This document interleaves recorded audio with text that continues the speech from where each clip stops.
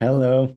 Today I wanted to share a project which I've been working on for many years. And because we're going to do a presentation of it in Vienna, we've already presented it in Berlin and in Brussels, but I couldn't come because of my baby. But now we're going to do it in Vienna at the IL in the Angewandte and also do a performance at the Secession. So all my friends who are in Vienna or close by, we would love you to come. It's next week on Wednesday, 31st of May, and then the 1st of June in the Secession. So either come to both or one of them.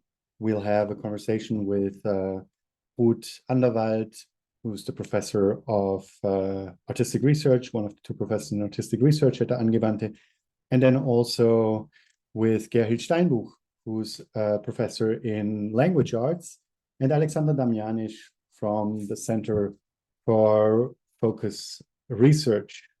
Well, and the second person, of course, is Nikolaus, with whom I did this book.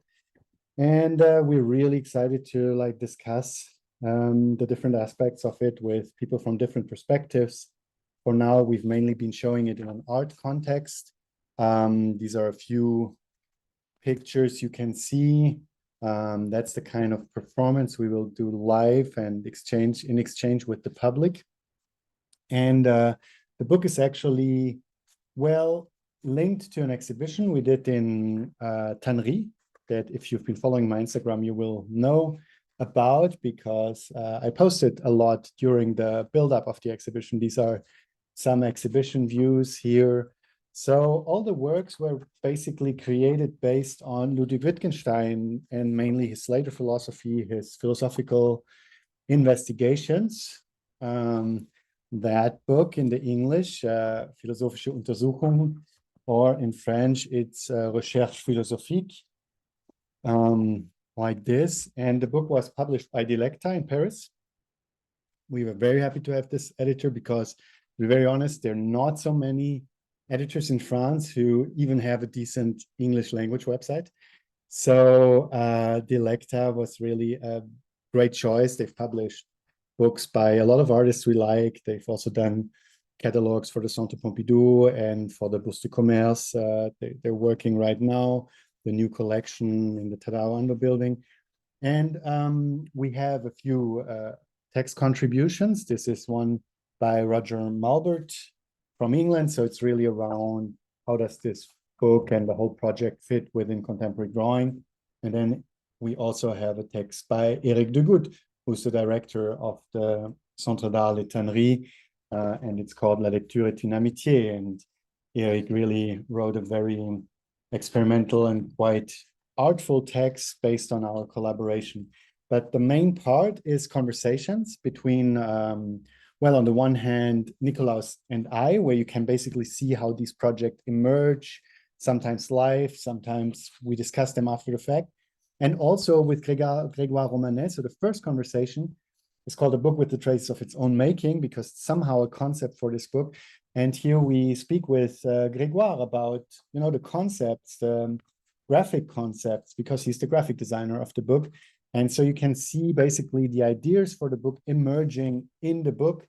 And I think it's a very nice way to, go back and forth. Here you can always see these references. So we did a crazy work at the end, like referencing. And then there are a lot of conversation between us. And every time you basically have the pages that are linked to the passage where we're discussing. And on the other hand, you have the drawings like this one that Nikolaus did. Beautiful drawing around shouting. And then you have the paragraph from the philosophical investigation that's annotated. And the philosophical investigations are really in the book. So they're here in the middle. We copied two different editions. And these annotations that you're seeing is actually kind of my contribution. Nikolaus saw one of my older editions, actually the first edition of Wittgenstein I had. And to be honest, Wittgenstein is the first philosopher that I really read when I was going to study philosophy. I don't know why I chose the Tractatus Logico-Philosophicus to read and read that first, which was great school for the mind.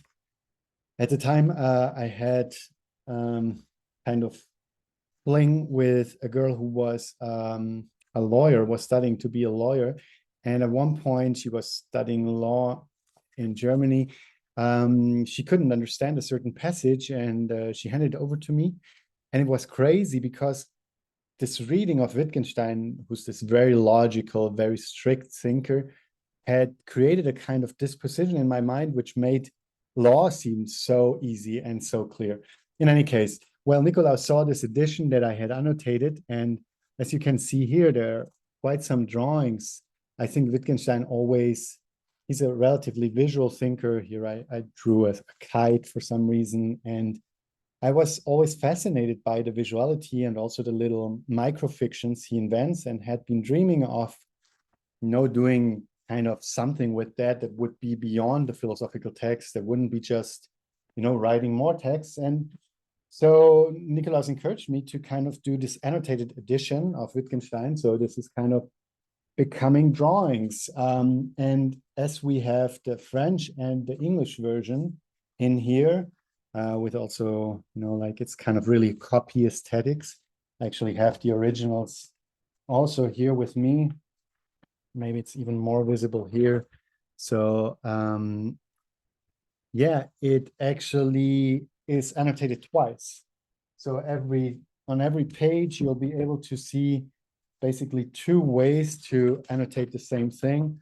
So here, for instance, in the preface, which I find very interesting because Wittgenstein really talks about his intentions with the book. And he says, the thoughts that I publish in what follows are the precipitate of philosophical investigations, which have occupied me for the last 16 years. They concern many subjects, the concepts of meaning, understanding, I have written down all these thoughts as remarks, short paragraphs, sometimes in longer chains about the same subject, sometimes jumping in a sudden change from one area to another. Originally was my intention to bring all this together in a book whose form I thought differently at different times, but it seemed essential that in the book the thought should proceed from one subject to another in a natural, smooth sequence. So it is really like Wittgenstein talking about what I have called his jumpy thoughts. His thoughts jumping around, not going linear. And that's, I think, a specificity of not only his thinking, but a lot of thinkers who are, I would say, close to a creative mind or even artistic mind. So Nietzsche also writes remarks. He calls them aphorisms, which is a more traditional term. Or Klaus, who's more a literary writer with a proximity, in my opinion, to philosophy. Paul Valéry is someone who writes like that. And by the way, Paul Valéry says somewhere, penser, c'est perdre le fil. Thinking is to lose track. It's very interesting. It's also this kind of revendication, this kind of defense of the jumpy thinking as maybe the more real thinking than the linear framed thinking. Boto Strauss says somewhere, wenn nicht alles bis zum Ersticken präzise hingeschrieben wäre, wenn man manchmal sagen dürfte, es öffnet sich und nicht immer nur abgerichtet, es stimmt, and so on and so forth. So he kind of asks for being allowed to, to say it's opening up rather than that's true, and not kind of purely have thoughts that follow each other. And he says, dass man bereit war für eine blutige Folgerichtigkeit, ein ganzes Bündel mit aufsteigender Gedanken hinzuopfern, das schien ihm zu beweisen, dass uns keineswegs der gesunde, sondern der begradigte Menschenverstand regiert. I'm quoting this by memory, so I'm not 100% sure that's right, but he says, the fact that we were willing to sacrifice a whole bundle of thoughts that come up at the same time just for one bloody sequitur, for one bloody, what could you say, Folgerichtigkeit, consequence. For one bloody consequence, we're willing to sacrifice all the thoughts that come up at the same time. This seemed to show to him that we're not governed by the good human sense, but rather by the straightened human sense, begradigter Menschenverstand. So there's a whole thinking that I think Wittgenstein fits into. I mean, Valéry is around the same time, a bit before. Of course, there are also Nietzsche's earlier, Joseph Joubert, Karl Kraus, whom Wittgenstein also cites as an influence. And Wittgenstein gave away a lot of his fortune, his family fortune, to people, to writers that Karl Kraus had recommended. So there's a certain similitude. And at one point in his diary, Wittgenstein also complains about the fact that he only writes these remarks. And he says, you know, being able to give someone a bag of raisins doesn't mean that you also know how to bake a cake. And then in parentheses, he writes, I'm thinking of Karl Kraus and his aphorisms, but also of myself and my remarks. So there's this kind of suffering with being unable to write. But then he goes on to say, after several unsuccessful attempts to weld my results together into such a whole, I realized that I should never succeed, and so on and so forth. And then he says, and this was, of course, connected with the very nature of the investigation, for it compels us to travel crisscross in every direction over a wide field of thought, maybe also wild field of thought, but wide field of thought. The philosophical remarks in this book are a number of sketches of landscapes which were made in the course of these long and meandering journeys. So here we have one, of course, of these strong images. And I did this little drawing here of the different perspectives, the different drawings in the landscape. And then, of course, I did the same thing in French. And here I have different reference. So I added this Nietzsche quote where Nietzsche says, the will of system is a lack of honesty. Oh yeah, and then I have the Boto Strauss quote as well. And then again, I have an image of the jumpy thoughts versus, you know, the linear thoughts. That's kind of the academic writing. And it's one of the problems I have with academic writing is that it's always so linear on the one hand. And then we have this idea of the, you know, of the kind of gaps. Yeah, so as you can see, and this is the idea of the album that he speaks, like the album with landscape drawings. So there will always be two kind of ways to react to the same passage. This one is a drawing that already existed in my very first edition, the one about the boxer up here, and you can see it again here in a different way. And the text says, imagine a picture representing a boxer in a particular fighting stance. Well, this picture can be used to tell someone how he should stand, should hold himself, or how he should not hold himself, or how a particular man did stand in such and such a place, and so on. One might, using the language of chemistry, call this picture a sentence radical. Frege probably conceived of the assumption along these lines. And of course, this is really about something about images, right? The idea, yeah, that an image is utterly underdetermined, and that if you don't add any text, you don't know if this image serves to say, do this or don't do this. I mean, also when you have, say, a sign in the street, you need to have a convention. So there's language, it's embedded in language. And that's why you understand that maybe it shows a person with a red kind of trait across it. It means don't go there rather than go there. So that's language coming in. But if you just see a person, say, in a red circle, you might not know unless you've learned the convention, right? So it's underdetermined. And as one writer said in an essay, pictures can't say ain't. So there is a whole question of pictorial negation. And I have a former colleague at the University of Vienna who's been working on a book on pictorial negation, but it's such a difficult topic that he hasn't finished it to this day. Anyway, so you get an idea of our publication and different ways. So here we were talking about, like here he's talking about exclamations, and I somehow connected it to cinema, where we might enjoy when someone screams ouch or screams with fear. And yeah, playing around with the wow and the now. Anyway, so a very relatively free way to illustrate these things. Or here he's talking about the idea that names are like tags that you attach to objects, which he rejects exactly by saying all these things. Because if you shout ow, how could you say this is a tag attached to an object, right? So a very primitive image of language is, of course, that words are kind of tags that you attach to objects. And parents teach kids what something is by saying, I don't know, jar, and then they point towards it. But ouch, what, like ouch, how do you learn that? So of course, Wittgenstein is really thinking around these differences of words, and very often comes to the conclusion that philosophers have underrepresented or have represented things too simply. Here's something around the game. It's a paragraph we worked on quite a bit and several times with Nikolaus.